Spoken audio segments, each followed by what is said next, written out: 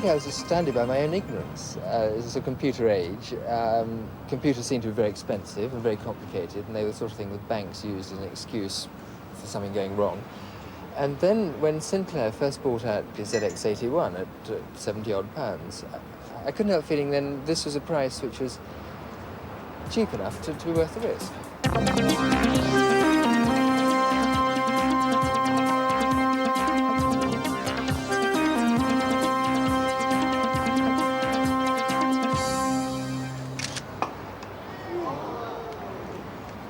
Patrick Eager is a leading cricket photographer whose pictures are in demand all over the world. 2 years ago, he began what he thought was going to be a mild flirtation with the world of microcomputers. And like any beginner, he had to start by learning the rules of the game. I do remember well getting the thing out of its box and plugging it into the telly and putting in 2 and then a plus and then a 2 and then an equals and wondering why on earth it didn't respond. Then there was an agonising page right at the beginning about eggs equals 57, as far as I remember, which, again, in retrospect, didn't seem quite fair. Because once one got the hang of it, and really, it wasn't that difficult. It was just a question of learning, like learning any language, whether it's French or German or basic. Patrick Eager's first computer, a Sinclair ZX81, helped him, and now also his children, to learn how to write programs in BASIC. This is the language used by most personal micros, and probably the easiest for beginners to understand. Although he felt the machine was rather limited in some ways, it gave him a good idea of how a computer could really help him in his business. I'd seen some of the potential with someone who was working in a similar field to my own, and I was just frightened of spending a lot of money on software and indeed hardware.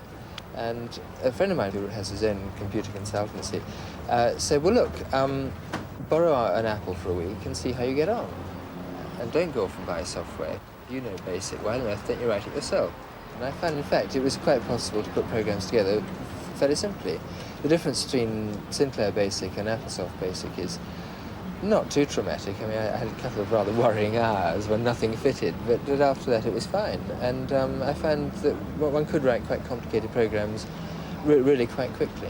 Now I send everything out on a computer-printed delivery note, and I can call up lists of the photographs which have arrived or haven't arrived, and I can send letters chasing them up, which range from polite to extremely rude, all at the touch of a button. I mean, that's marvellous. And I can tell you, this, in the old days, was where it was such agony. Frankly, I didn't do half of it, which meant that a lot of photographs went missing, a lot of bills weren't even sent, and certainly weren't paid. The joy of it is that the longer you have it, the more you think about it, the more applications you can think of. I mean, I do all the captions on the back of my black and white prints now. You might have 10 prints, each with quite a long caption. And it's just a question of pressing a button, print 10 times. It's a simple loop in your program, and it just prints out the same thing beautifully, evenly, and without mistake 10 times. You know, and every day one comes up with something a little bit better. It's fun. Well, if you've just bought a computer or you've bought one for your kids and are wondering why they're spending hours typing away, maybe they're playing games or maybe they're actually writing their own programs. Well, not everybody takes to computer programming as easily as Patrick Eager did, but he says it's quite fun to have a try. Of course, the programs you write can be hard or as easy as the problems you're trying to solve, but the principles are surprisingly straightforward. We're going to begin to look at some of those fundamentals today. If you can follow what we do, you stand a good chance of being able to write some programs for yourself. Well, the first thing you're faced with is this rather intimidating keyboard, and you feel you want to type something in, so you type something like Mac, M-A-C, and it says mistake. The computer doesn't recognise Mac as an instruction. I do know it does recognise CLS, which is a command, and that means clear screen. I press the carriage return button, and it clears the screen. Now, on this floppy disk here, we have a program written, and I load it into this disk drive. I'm going to load that program into the computer's memory by typing another command, load. And the program name is Sticks. And you'll see why it's called Sticks in a moment. Hit return, and immediately it starts to load, and it's finished. Now, all we have to do, I always feel a bit uncomfortable once it's loaded into the machine to actually know that it's in there. And you can very quickly check whether it's actually in the memory of the machine by typing another command, list. Hit return, and there is the computer program. And it's a sequence of instructions that the computer is going to follow one after the other. You can recognize it as basic because it's numbered down the side here. You'll see we've numbered it in tens, which allows us to put in other instructions in case we want to modify the program or to correct some errors. So all we've got to do now is to run it. And you can see why we've called the program sticks. It looks rather like the sort of trajectory of a chopstick thrown up in a Chinese restaurant.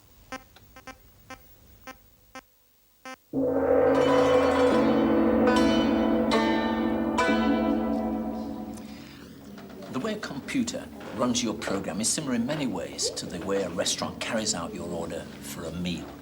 It's very important to use words or instructions that the computer can understand. There's not much point coming into a Chinese restaurant speaking Italian and asking them to clean your soup. The waiter will be totally baffled. So it's important to use the right language. And in a restaurant, we've got a list of words that can be used on the menu. Similarly, in a computer, there's a list of instructions, commands, or keywords that the computer knows exactly what to do with. Yes, sir.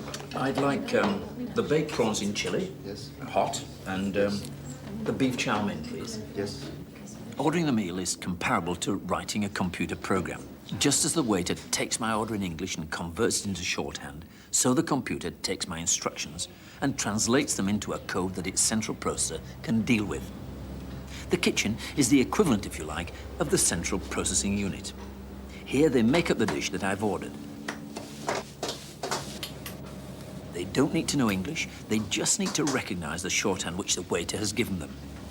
The chef knows that that Chinese symbol means he's got to cook prawns and chili to make baked prawns in chili. Of course, out here, I really don't need to know what's going on in the kitchen. That is, unless I plan to run a Chinese restaurant. They've got their own ways of doing things. Equally, I do know that there are rules and regulations that govern the overall management and running of this restaurant. The equivalent on a computer is the operating system. And it's the operating system, for example, which, when I type MAC on the keyboard, ensures that MAC appears on the screen. Equally, it's the management of this restaurant that makes sure that when I order baked prawns in chili, that baked prawns in chili actually does arrive. Sure. Big prawn chilies. Baked prawn in chili. Thank you very much. They look Beef delicious. chow mein. And beef chow mein. Yes. That's beautiful. Thank you. And it really was excellent. Well, at first, a Chinese menu looks very confusing, but if you break it down to meat dishes, fish dishes, vegetable dishes, rice and sweets and so on, it very quickly makes some sort of sense. Well, similarly, as confusing as this sort of thing may appear, it's helpful to remember that in writing computer programs, there are really only 3 programming structures, and all programs are made of instructions based on these 3 ideas. A sequence, doing one thing after another, a decision, or as it's called in computer jargon, a branch. If one thing is true, do this, otherwise do something else. And a loop, doing something over and over again. We can see these 3 principles in action in everyday life. And here's something we've all had to endure in our time. We've asked this class of junior school children to put up with a slightly artificial situation for our benefit. And we're going to write a program to mimic what they and their teacher, Malcolm Rivers, are doing. Right, stop there, please. Put your pencils down. We're going to do some tables work this morning. I'm going to think of 2 numbers. I want you to multiply them together in your head and then give me the answer. Claire, 6 8s. 48. That's correct. Nicholas, 3 4s. 12. That's correct. Well done. Oliver, 9 9s. 42. No, that's not correct. Simon, 8 4s. We'll break down what he's been doing into simple steps. First a sequence, one thing after another. He's thinking of 2 numbers between 1 and 12 in his head. And of course he knows, or at least he should do, what the correct answer is. Next he asks the question, what is the first number times the second? Then he receives an answer from a child. But now he makes a decision. If the reply the child gives is right, he says one thing. If not, he says another. And then last of all, he goes back and asks the next question.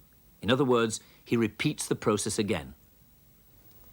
Well, that gives a pretty simple design for our programme. I think it's always important to have something written down on paper to work on before you start tapping away at a keyboard. Well, the first thing Malcolm was doing was thinking of two numbers in his head. So we need to do the equivalent of this electronically. Inside the computer, we need to create what we call variables. Well, I think of a variable as an electronic box that we give it a name to. The contents can vary, but the name stays the same. In Patrick Eager's eggs equals 57, which you found so amusing, eggs is the name of the variable, 57 is the number stored in the electronic box called eggs. Well, we can start off with Malcolm's first number, and we'll call the variable first, and his second number second. And he had to think of a number between 1 and 12. We'll do it with a pair of dice. His first number is 11. So we'll store that in that variable.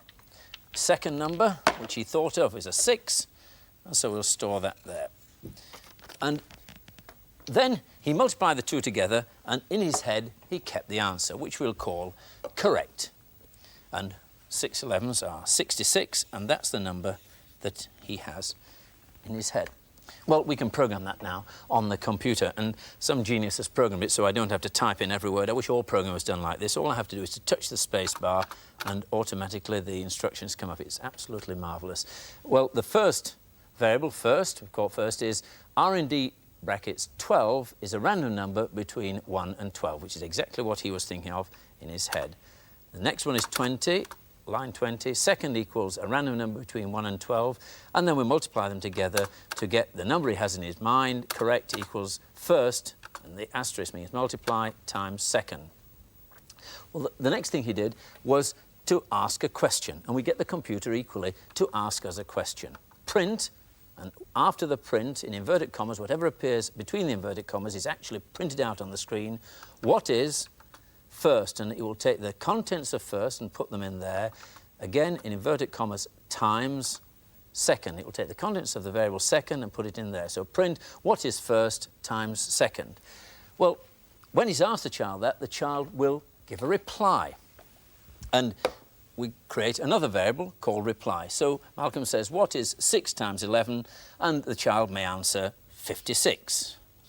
And that's his reply. So we call this variable reply, and it will contain that number. So we need to have a method of getting that number into the computer itself. So the next instruction, and here is a command input, that's the computer asking us for input from the keyboard, and we will input a number which will be stored in the variable reply. So we've done that, ask a question, get a reply, and now we go on to, is the reply correct? So far, that's a sequence of instructions. They're obeyed one after the other.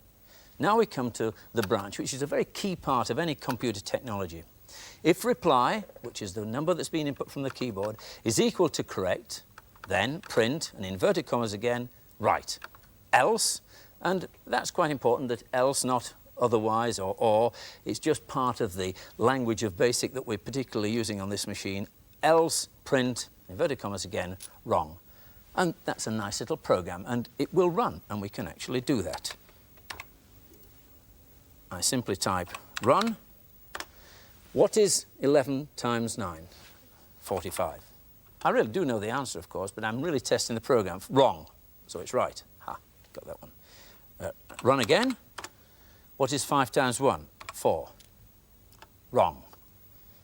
Run again. What is 8 times 10? 80.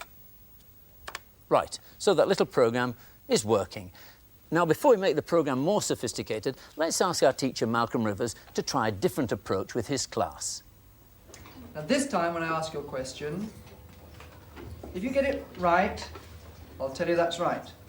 But if you get the answer wrong, you can have 3 goes to see if you can get it right. So keep guessing. Daniel. 6 9s. 47. No, that's not correct. Try again. 56. No, that's not correct. Try again. 59. No, that's not correct. The answer is 54. Ruth, 6. So he's going around the class from child to child, giving each one 3 chances Correct. to get the right answer. Jen, And if the answer is 4 still 9s. wrong after 3 tries, he tells the child the correct value. Susan, 6 7s. 42. That's correct. Well, I'm not sure who was testing who there, but I've got a shrewd idea those kids really did know the answers. But what we need to do now is to introduce the first of some fairly simple loops into our programme. It's very boring to have to type run every time we want to run it. And what we're going to do is to repeat this loop here between print what is the first times second, the question, and then if reply correct, then print right or wrong. And you can now see why we've left these gaps here between the lines, between 30 and 40. We can just number a line 35 and put repeat in there, and in line 70 until reply equals correct. And that program would then go on repeating itself and repeating itself until we got the correct answer. Well, that itself is not quite good enough. What Malcolm did do was to give the children 3 goes. So we create another box, another variable here, which we'll call try. And what we have to do is to set it to 0 every time we go to a new child. So we start off at 0. So Malcolm asks the question, what is 11 times 6? He knows the answer, 66. The child says 56. It's a wrong answer, so we add 1 to try and upgrade it. That's his first go. So we need to introduce a new instruction within the body of the program, say 32, try equals 0, so that every time we have a new child, that gets reset to 0. Now, this is our loop, and every time we go round the loop, we want to increase try by 1. And there's this curious-looking formula here, which simply means every time we go through the loop, add 1 to the variable try. And we want down here, he did it until the reply was correct or try was equal to 3. In other words, he gave the child 3 tries.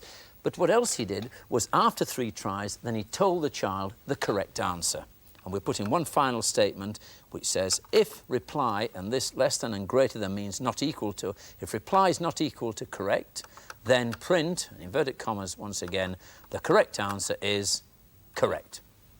Well, that program would run quite well, but he wants to run it for every child in the class. So he's got 25 children in the class, so we come across a different type of loop. This particular loop here was repeated until certain conditions were fulfilled. This loop we're going to repeat a fixed number of times. In this case, 25 times. There are 25 children in the class. So right up at the top of the program here, we simply say, for child equals, and that's a new variable, child again, child equals 1 to 25, and right down at the bottom here, next child, and that will continue to repeat this program until 25 children have had their shot. So let's try and run it.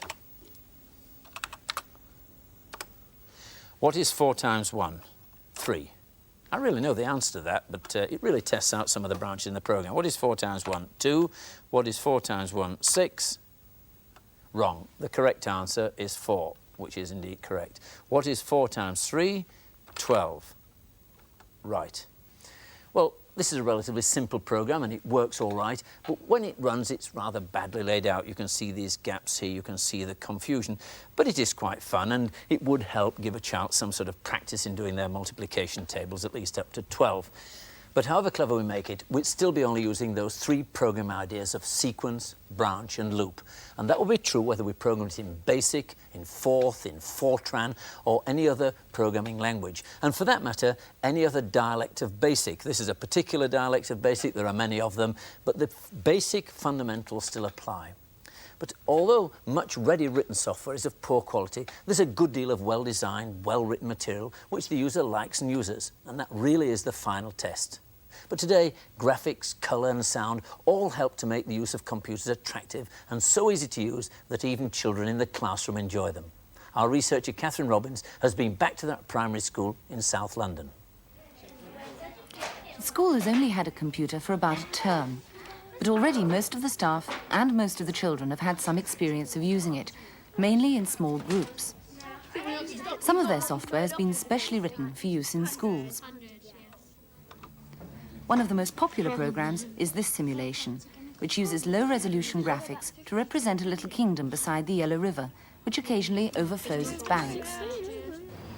You get a census result of a little village which you're the owner of, and you have to decide how many people to put in the fields, how many people to defend the dike, and how many people to look after the village. There's a band of thieves who lives in the mountains who keep attacking the village to try and get the rice. Kingdom we found fitted quite well into the overall topic that we're covering with our upper school this term, which is treasure. We've told the children that the treasure that they've got to guard is the rice, and that they are responsible for that treasure. The thieves always come first, yeah. Oh no! They're going to be killed off by your decision. They're very uninhibited about the computer.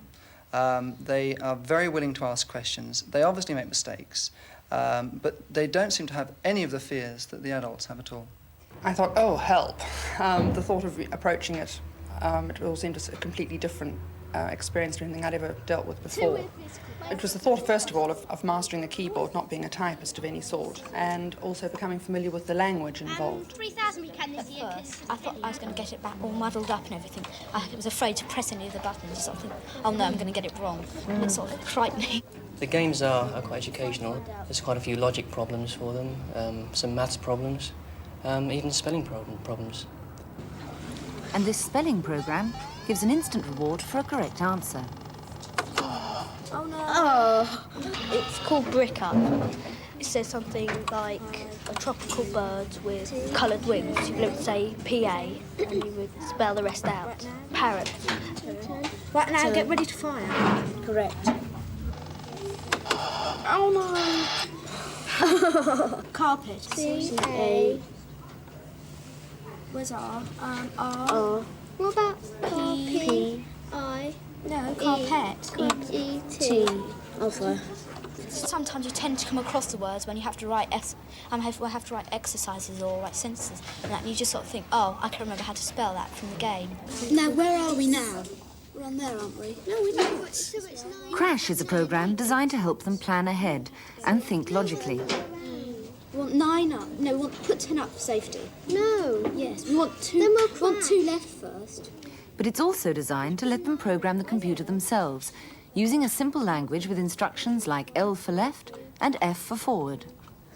You print into the computer directions for it to try and go through the maze and hit the target.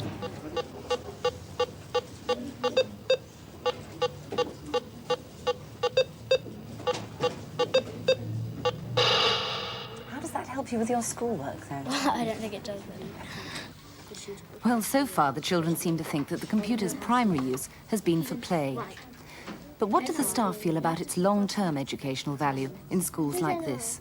It's got great potential. Hopefully we could like to do some programming ourselves and get some more software. And it has great educational value. I think it's here to stay, and it's something that we've got to, become used to and obviously move forward with it. Yes! A vote of confidence there. Most of the software you see running in this series is available from one source or another, and you can write in for details. Those 3 programmes, for example, are soon to be transmitted through CFAX as part of BBC's new telesoftware service. Well, next week, we'll be looking at how computers handle words and at the writing of long programmes. Until then, goodbye.